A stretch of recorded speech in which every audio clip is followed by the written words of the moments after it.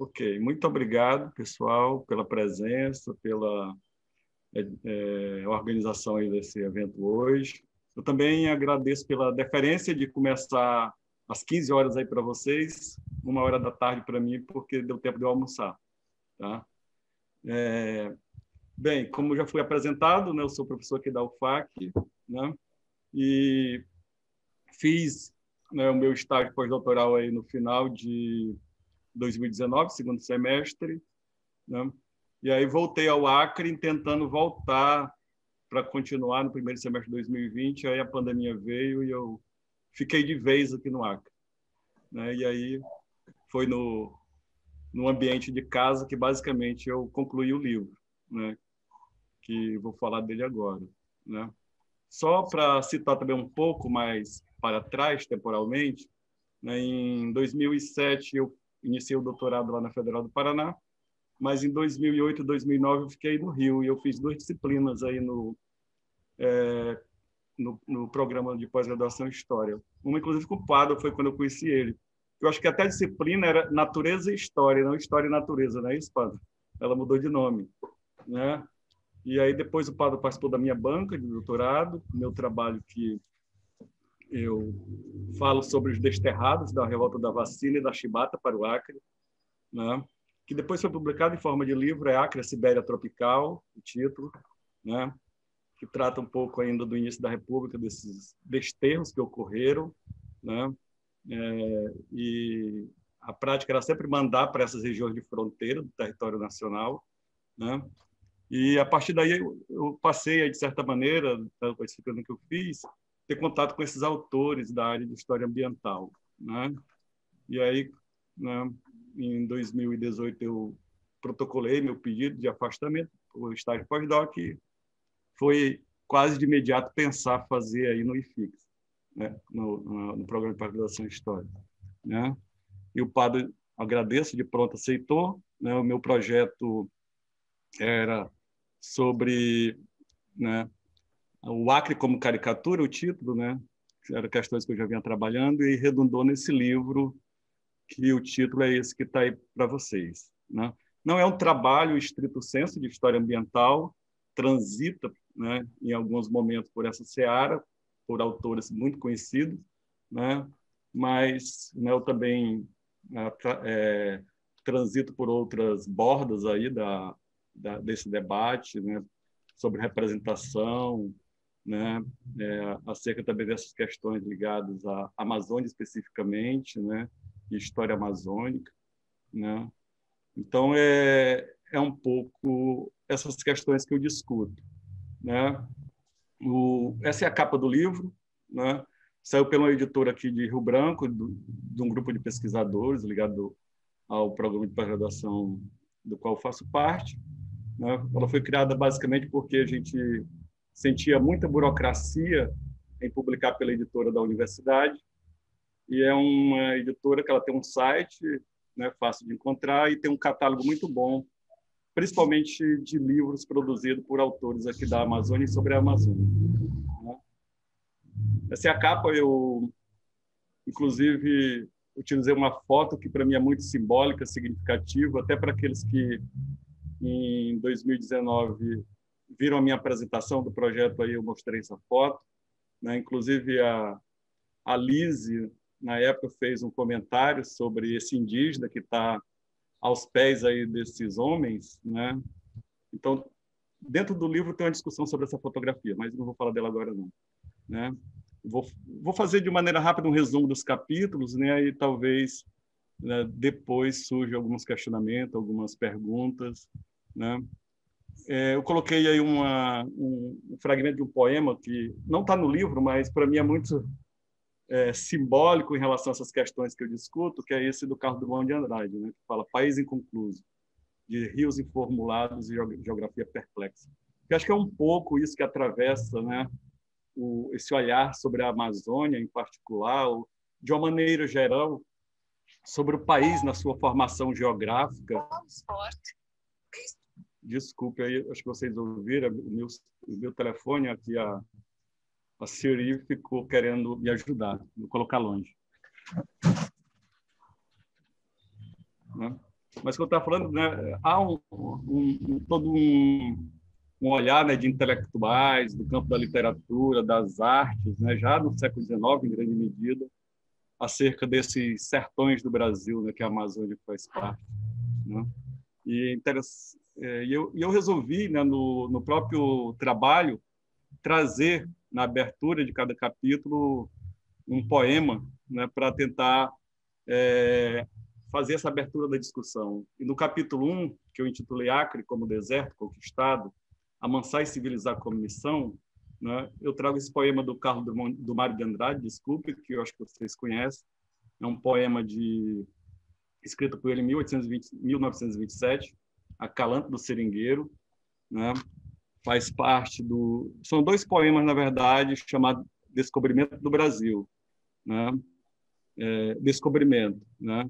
E dois poemas acrianos. Esse daí, Acalanto do Seringueiro, vejam só o que ele traz, né? Como será a escureza do Acre, nesse mato virgem do Acre? Como serão os aromas, a macieza ou a aspereza desse chão que também é meu? Que miséria! Eu não escuto a nota do Irapuru. Tenho que ver por tabela, sentir pelo que me contam. Você, seringueiro do Acre, brasileiro que nem eu, na escureza da floresta, seringueiro dorme, né? Então, aí, né, esse eu lírico do Mário de Andrade, ele olha, né, por tabela para a Amazônia, ali na década de 20. E ele tenta formatar uma espécie de tipo nacional, que é esse seringueiro genérico, né, que ele também diz ser brasileiro, né, e busca incluir nessa nacionalidade, né? E ele imagina que é esse seringueiro vivendo exatamente nessa floresta, nessa escuridão, nessa aspereza, nesse mato virgem, né? Então há toda uma carga muito forte, simbólica, né, sobre o que é o Acre e sobre esse ambiente, né, esse ecossistema, esse ambiente florestal, esse ecossistema da região, mas buscando integrar esse seringueiro como um novo tipo nacional, né? E o Acre era recém-incorporado à nacionalidade como território, né? E muitos à época e nas décadas anteriores, né, vão discutir essa questão, né? Inclusive de maneira muito humorista, até como eu vou mostrar mais à frente, né? O uso muito do risível. Então, nesse capítulo aqui, né, a centralidade que eu procurei dar, né, é nessa discussão em torno dessas representações em diversas narrativas sobre o Acre Federal. O Acre Federal é o período de 1904 até 62, né, quando o Acre permanece como território federal brasileiro, né? Depois de 62 ele passa a ser Estado, né? Mas as narrativas são muito parecidas, principalmente nessas 3 primeiras décadas, que é onde eu enfoco com mais ênfase essa discussão, né? Então, é muito forte essa imagem de deserto, essa imagem de sertão, a ideia de espaço vazio, terra sem história, né? E também essa imagem do Acre ser um peso incômodo para a nacionalidade, né? Principalmente depois da decadência da exploração da borracha, né? Mas já aparece no discurso da incorporação do Acre ao Brasil, né? Com o papel do Barão do Rio Branco presente nas discussões, né, do Tratado de Petrópolis.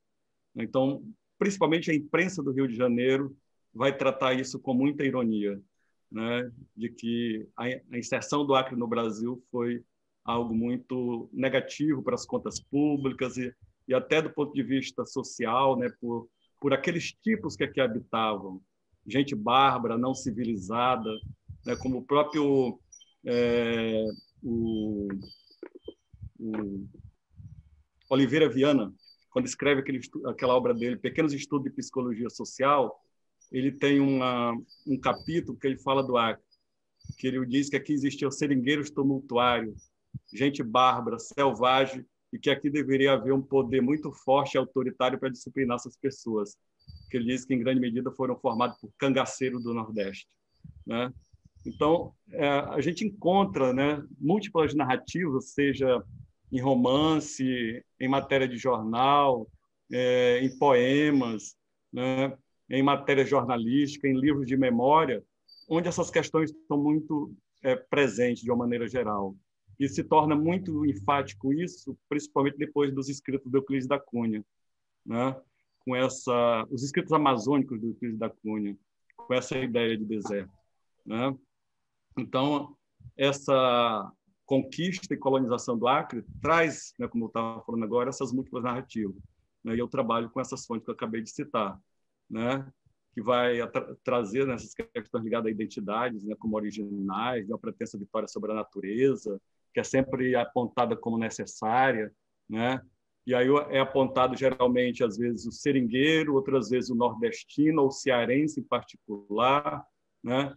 Há um conjunto de heróis narrativos que, dependendo dos autores e dos interesses, eles vão aparecer. Mas eles são construções que vão ocorrendo na década de 10, 20, 30, e até muito recentemente, com as comemorações dos centenários acerca da anexação do Acre ao Brasil, da chamada Revolução Acreana, essas questões emergiram novamente, né?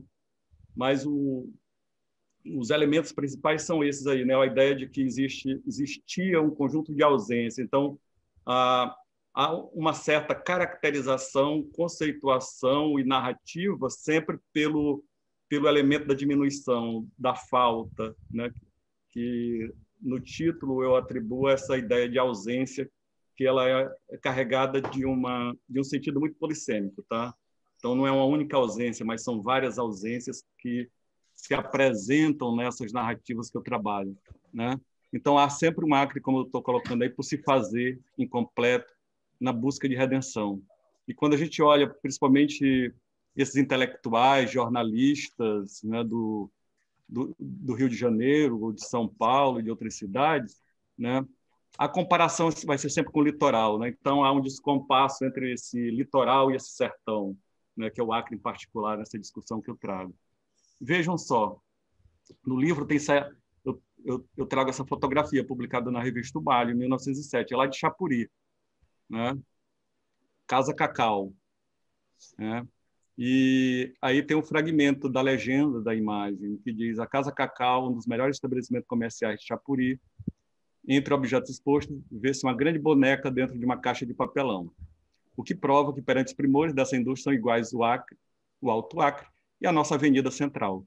A nossa Avenida Central é no Rio de Janeiro. Evidentemente, aí que é uma ironia, né, em comparação com os prédios da Avenida Central, feito de alvenaria, de tijolo, com arquitetura pujante, de linhas simétricas, e aqui uma casa de madeira assimétrica, e as pessoas, né, fizeram uma fotografia e mandaram para ser publicada no Malho.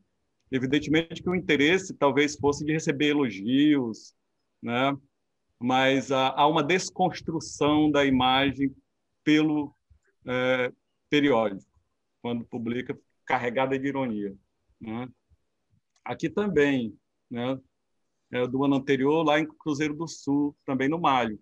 E vejam que aí diz: não se riam, o Acre não é a Avenida Central, nem mesmo Jacarepaguá, né? É maior, todavia, porque produz borracha em penca. Não tem luxos, mas tem dinheiro. O palácio, que está em itálico, ironicamente, da sua prefeitura, não motivou concurso entre a subunidade de engenharia, nem custou milhares de contos. Mas é um edifício à altura da situação. É uma letra que se diz com a careta. O prefeito é o ilustre coronel Tomaturgo de Azevedo, homem ativo, inteligente e enérgico. Ele que não fez coisa melhor, lá sabe por quê. Uma tenda de rude trabalho. Este palácio da prefeitura do Alto Juruá, né? Então também aí é uma desconstrução, uma carga de ironia colocada no comentário sobre a foto da sede da prefeitura do Alto Juruá, em Cruzeiro do Sul. E a referência ao Taumaturgo de Azevedo é porque ele era engenheiro, né? Então, né? E a comparação aí não é com a Avenida Central, como na foto anterior, mas com Jacarepaguá, né? Que à época talvez fosse uma região suburbana do Rio de Janeiro, né? Então, como eu estava falando, essa comparação sempre entre o atraso e o moderno, que é o Rio de Janeiro, nessas publicações sempre vai ocorrer, né? No capítulo 2, eu intitulei Bichos, Floresta e Doença, o outro mundo selvagem, né? E trago na abertura esse fragmento de um poema do Benedito Belém, publicado na Fonfon em 1909, né? E o título do poema Só se refere a ele, autor, né? que mais uma vez ele reproduz, né, essa visão já bastante solidificada, presente em relação ao que é a Amazônia, né? Que ele fala da vastidão da mata, do horizonte acanhado, porque, né, a partir da visão dele, de onde ele está, logo a mata está próxima, né, e, portanto, não tem uma abertura para se ver, né, do ponto de vista horizontal, ao longe, né? Então, só pode olhar para cima, para o céu, né? E ele fala do calor, do forno, né? Espaço tirano, dia tropical, soberano, né? O do silêncio, do aparado, né? E numa imensa, soberba, esplêndida esmeralda que é essa floresta verde, né? O Benito Belém, ele era agrimensor, era militar, e ele vem para a Comissão de Obras Federais, né, lá no Alto Juruá, em Cruzeiro do Sul. Depois ele fica, né, no Acre e se torna professor numa escola em Tarauacá, né? Mas aí é um pouco essa impressão dele, num certo momento, e ele escreve esse poema e manda, né, e é publicado em 1909 na revista Fonfon. Mas é muito impactado por essas sensações e por esse olhar dele sobre esse espaço natural, sobre a floresta em particular, sobre o calor, né? E esse sol inclemente do dia tropical, como ele fala, né? Então, nesse capítulo 2, né, eu discuto um pouco, a partir dessas fontes que eu trabalho, né, os incômodos naturais, né, e também os incômodos humanos, que confrontavam esses projetos que tinham esse intuito de civilizar e colonizar o Acre, né? E a fauna, a flora, em grande medida, são vistos como atrapalho, como problema, né? Claro que em outros momentos também isso é visto como sendo fonte de uso utilitário para os humanos, né? Mas também, em grande medida, isso aparece como atrapalho. O ar é corrompido, é quente demais, né? Abrasivo, né? Então há um reclame muito geral do clima, né? E aí toma proeminência em muitas narrativas essas doenças endêmicas, epidêmicas, que para muitos atravancavam a permanência dos corpos saudáveis dessas pessoas, geralmente que vinham de fora, para administrar e trabalhar no Acre, né? Além disso, há sempre uma recorrente decantada má alimentação. Muitos reclamavam disso, né? Das comidas geralmente enlatadas, que não eram pessoas habituadas a comer, por exemplo, caças da floresta, né? Então, essas questões vão sendo apresentadas por esses autores que eu trabalho, né, como fonte, a partir seja de poemas como esse, né, seja também, né, de escritos de memória, publicações de jornais, documentos oficiais como relatório de governo, que isso aparece muito, né? Então, há sempre um olhar colocado, né, desse colonizador que chega querendo enfrentar essas ameaças, essas diversidades naturais, humanas, para a realização dessa obra civilizadora, né? Mas é sempre um discurso, né, que se mostra um devir, algo por se fazer, incompleto ao longo, né, das décadas. Você acompanha, principalmente das autoridades, um discurso constante sobre isso, né? No capítulo 3, Indígena e Caboclo no caminho da conquista da civilização, né, eu foco mais nessa questão indígena, né?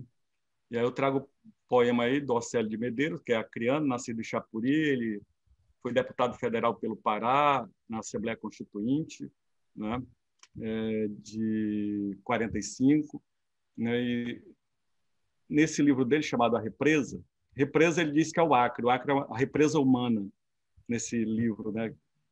Ou seja, de que as pessoas ficam, né, presas sem poder sair, né? Então ele diz: esses claros não são os futuros desertos, são os rastros do homem que civiliza. O claro aí é no sentido dessas clareiras, dessas aberturas na floresta, das vilas, eu entendo assim, né? O campo aberto da luta, onde ele tudo derrubou para conquistar uma região coberta 100% de florestas, né? Então, na visão do Océlio de Medeiros, né, essa civilização se faz por esses clarões, pela derrubada, né, dessa floresta que torna tudo escuro, né? Esse mundo sombrio, né, esse espaço sombrio, então é necessário abrir para o sol penetrar e esse homem civiliza dessa maneira, né? E o grande problema aí, né, a partir desses olhares, né, em relação a certos sujeitos que nem são vistos como capazes de contribuir com essa civilização, que são os indígenas, né, que vão sempre ser colocados, né, como sendo portadores de natureza selvagem, tanto o indígena, mas também o caboclo, né, da incapacidade de realizarem esses trabalhos nos marcos da lógica capitalista e dita civilizacional do progresso, né? Então, eles vão ser constantemente invisibilizados dessas narrativas, né, de instituto de direito, de subjetividade, vão ser animalizados e, quando humanizados, vão ser sempre colocados como inferiores ao homem branco, né? E aí, vejam essa foto, né, que está lá na capa, né? Esse número 4 aí é o Carneiro. Ele foi prefeito de Manaus, foi governador do Acre, e nessa época aí, antes dele ser prefeito de Manaus e governador do Acre. É um jovem advogado, né, que vai para o Cruzeiro do Sul trabalhar, e ele é o tutor dessa criança indígena que está aos pés dele, chamada Ibonã, né? Então, né, há uma tanto do ponto de vista simbólico, né, quanto da própria montagem da foto, o indígena, o Ibonã, tutelado, ele é um sujeito inferiorizado, né, quase, né, semelhante à figura de um animal de estimação, né, quase como um cão colocado aos pés desses homens aí, né? Então, isso, de certa forma, marca uma espécie de transição que eles queriam mostrar do Ibonã, menino indígena, para essa civilização, né, do homem branco, né? Mas jamais ele iria ser o igual pela perspectiva desses homens, né? Porque ele vai ser sempre inferiorizado porque é indígena, porque é mestiço, não se apaga, né? E essa civilidade que ele adquiria seria no sentido de continuar subordinado a esses sujeitos. Aqui também é muito interessante essa foto. É uma foto de indígenas capturados lá em Cruzeiro do Sul, em 1912. Né? Esse homem que está em pé à frente é o prefeito da cidade, Francisco Rego Barros. Né? Esse número 1, né, é um sujeito chamado, conhecido como amansador de índio. Esse que está aqui, no número 1, e o 16 lá na ponta. Né? E os indígenas já vestidos, né, em poses aí castrense, muito deles com expressão tensa. Né? Essa foto me lembra aqueles prisioneiros de guerra, né? Onde os soldados ficam ladeando de um lado e do outro para fazer com que eles não saiam dessa ordem, né, colocada para tirar fotografia. Então, tem aqui um sujeito que captura índio de um lado e outro na outra ponta, né? E aqui o capitão Francisco Rego Barros, né? Então, para mim, é uma foto muito simbólica, né, para mostrar como é que essas ações eram feitas, inclusive pelo Estado brasileiro, através das prefeituras departamentais no Acre, né, nesse processo de limpeza de terra para abertura de seringais, onde esses indígenas eram expulsos e dizimados, alguns capturados, geralmente crianças e mulheres. Veja que não tem adultos aí, os adultos, geralmente, homens adultos, geralmente eram mortos, mas crianças e mulheres eram capturadas. Né? Tem um trabalho muito interessante sobre isso, que é de um antropólogo que vive aqui no Acre, ele é uruguaio, mas mora aqui, chamado Os Caxingamá de Felizardo Cerqueira, né? Que ele trabalha sobre esse processo de correria na primeira metade do século XX. Né? No capítulo 4, para a gente ir para a última parte, é a disputa pelo Acre, narrativa do risível e do heróico, que é em torno dessa questão do abrasileiramento do Acre, né? Desse sentimento de pertencimento ao Brasil a partir do Tratado de Petrópolis. Eu trago mais uma vez aqui um poema do Océlio Medeiros, do Povo Acreano, que eu acho muito interessante, que ele diz: sarapatel de tipos diferentes, de raças e de sangue, panelada de terra, buchada de ou maniçoba, procede o povo do Acre da violência, da conquista da terra, do domínio dos rios, da ambição e da aventura. Nasceu mamando leite de seringa, comendo borracha, guerreando com a Bolívia e quebrando castanha. Né? E ele traz aí todos esses elementos, né, ligados a essa relação humana com esse mundo natural, né, com essa questão da alimentação, né, aqui da Amazônia, do Acre, né? E dessa composição de misturas de gente que aqui chegam, né? E essa é uma questão também muito presente, né, no início do século, em torno dessa identidade acriana, né, ou dos brasileiros do Acre, né? Vai haver, depois de 1904, uma tentativa muito intensa, né, de, poderia chamar de intelectuais aqui do Acre, jornalistas, escritores, né, de fazer uma construção, né, identitária do que seria o acreano e de como se deu essa incorporação do Acre ao Brasil. Então, são múltiplas narrativas, né? E eu, a partir de alguns documentos, eu trabalho com isso, né? Então, essa construção das representações sobre o Acre acreano, né? Nessas primeiras décadas do século XX, né? Dos heróis acreanos, né? Às vezes, os heróis que são heróis coletivos, como o seringueiro, ou cearense, nordestino, ou bandeirante cearense, como alguns vão falar. Em outros momentos, a gente vai ter o herói singular, como Plácido de Castro. Há uma tentativa, principalmente pela imprensa do Rio de Janeiro, de construir a imagem heróica do Barão do Rio Branco.